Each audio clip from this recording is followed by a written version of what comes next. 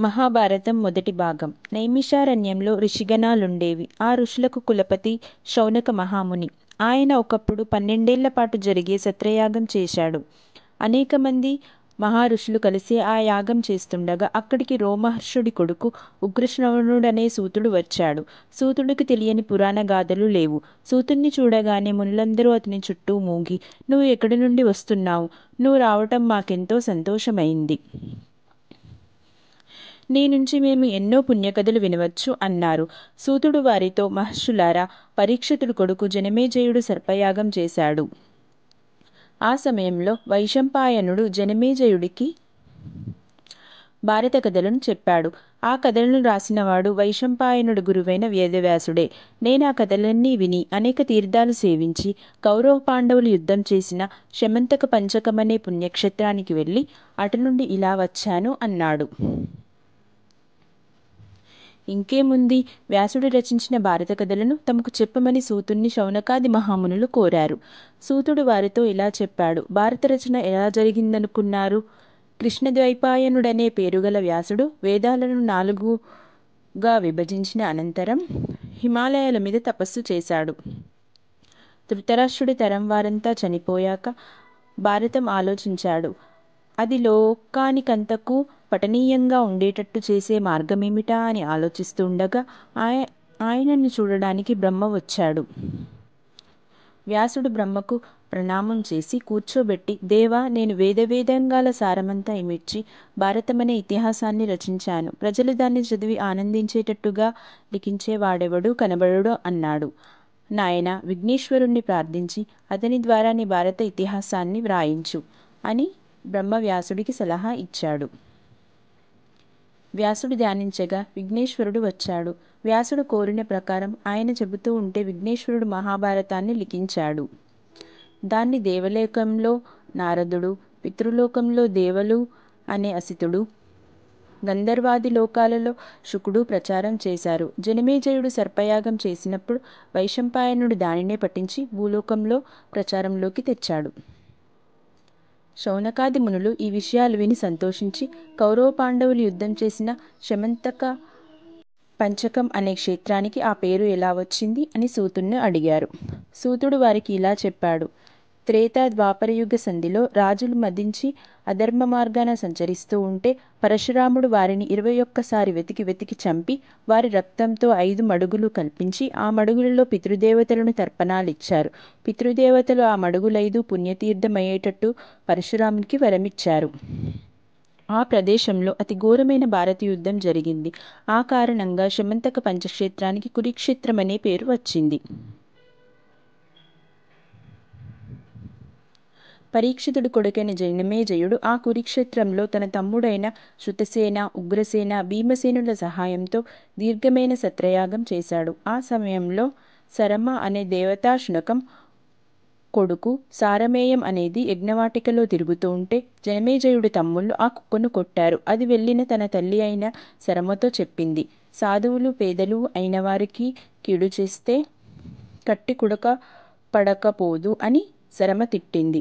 సరమ తిట్టు శాపమై తగులుతుందేమోనని భయపడి జనమేజయుడు హస్తినాపురానికి తిరిగి వచ్చి శాంతికర్మలు చేయించడానికి పురోహితుడెవడైనా దొరుకుతాడా అని చూడసాగాడు. ఒకసారి అతడు అరణ్యంలో వేటాడబోగా అక్కడ శృతశ్రవుడి ఆశ్రమం కనబడింది. శృతశ్రవుడికి సోమశ్రవుడనే కొడుకున్నట్టు తెలిసి జనమేజయుడు, "నీ కుమారుణ్ణి నాకు పురోహితుడిగా ఇవ్వగలరా" అని శృతశ్రవుణ్ణి అడిగాడు. "నా కొడుకుకు ఒక నియమున్నది. బ్రాహ్మణుడెవడైనా ఏది అడిగినా నా కొడుకు ఇచ్చేస్తాడు. అతని ఈ నియమానికి భంగం రాకుండా నువ్వు చూసే పక్షంలో అతను నీకు పురోహితుడిగా ఉంటాడు" అన్నాడు శృతశ్రవుడు. జనమేజయుడు అందుకు సమ్మతించి సోమశ్రవుణ్ణి హస్తినాపురానికి తీసుకుపోయి అతని సహాయంతో అనేక యజ్ఞాలు చేశాడు. ఇలా ఉండగా ఒకనాడు జనమేజయుడి వద్దకు ఉదంకుడనే మహర్షి వచ్చి, రాజా, చేయవలసిన పని ఉపేక్షించి చేతులు కట్టు కూర్చున్నావేమిటి అన్నాడు. "స్వామి, క్షత్రియ ధర్మాలన్నీ తప్పకుండా ఆచరిస్తున్నానే, ఏమిటి నేను చెయ్యక మానినది" అని జనమేజయుడు ఉదంకుణ్ణి అడిగాడు. "సర్పయాగం చెయ్యి. ఆ దుర్మార్గుడి తక్షకుణ్ణి బూడిద చెయ్యి. మీ తండ్రి అయిన పరీక్షితుడిని కాటువేసి చంపింది ఆ తక్షకుడు కాడు. మీ తండ్రి ప్రాణాలను రక్షించడానికి వచ్చే కాశ్యపుడికి అంతులేని ధనాన్ని లంచం పెట్టి తిప్పి పంపేసినది వాడేగా అన్నాడు ఉదంకుడు. నిజానికి ఉదంకుడికి కూడా తక్షకుడి పైన పగ ఉన్నది. దానికి కారణం ఇది. ఈ ఉదంకుడు వేదుడనే ఋషి దగ్గర చదువుకొని గృహస్థాశ్రమంలో ప్రవేశించబోతూ తన గురువును గురుదక్షిణ ఏమి ఇవ్వగలరని అడిగాడు. నా భార్య ఏమి కోరుతుందో అడిగి చూడు అన్నాడు వేదుడు. ఉదంకుడు గురుపత్రిని ఏమి కావాలని అడిగాడు.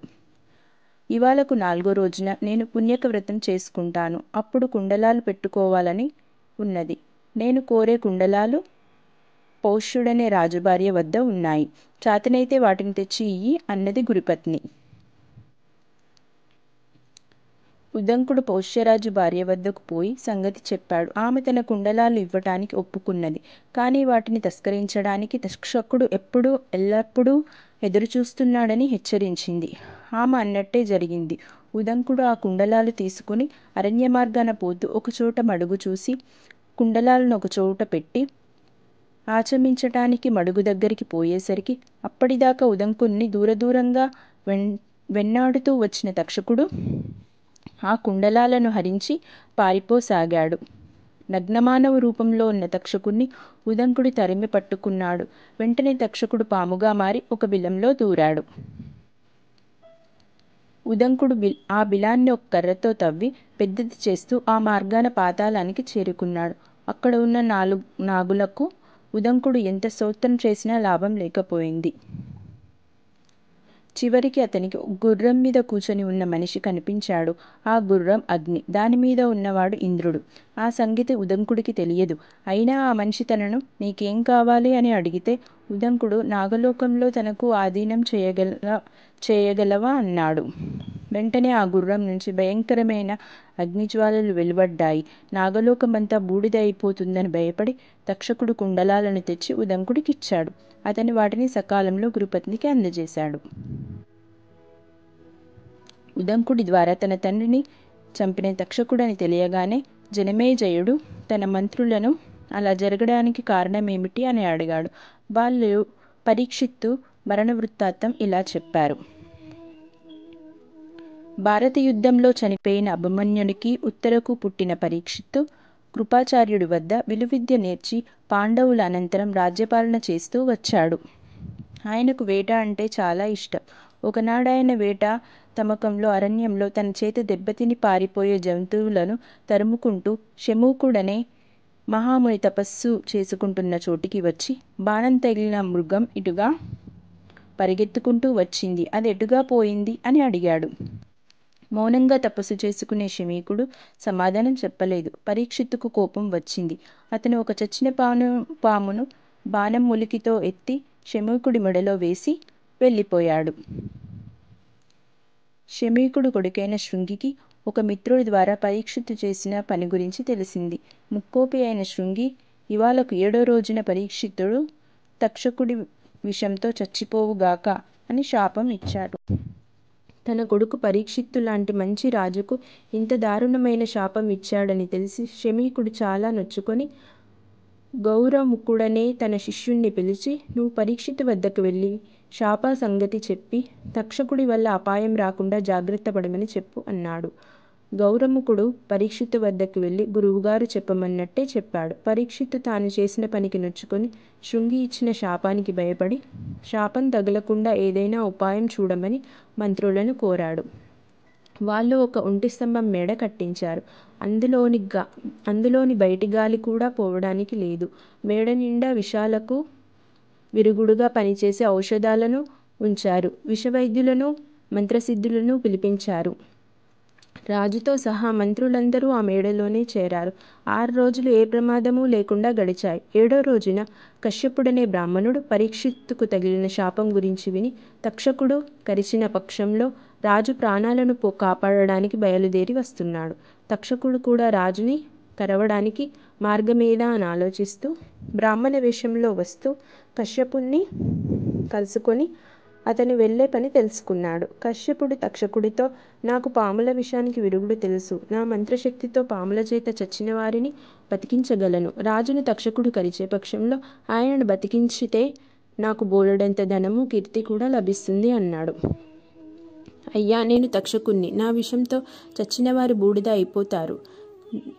నీ మంత్రాలతో తిరిగి బతకరు. నువ్వు తిరిగి వెళ్ళు అన్నాడు తక్షకుడు. కశ్యపుడు ఒప్పుకోలేదు. తక్షకుడు సమీపంలో ఉన్న మర్రి చెట్టును కాటువేసి తన విషాగ్నితో దాన్ని బూడిద చేసేశారు. వెంటనే కశ్యపుడు తన మంత్రంతో దాన్ని ఎప్పటిలాగా చేశాడు. నా విషానికి విరుగుడు వేయగలవేమో గాని శాపానికి విరుగుడు వేయగలవా?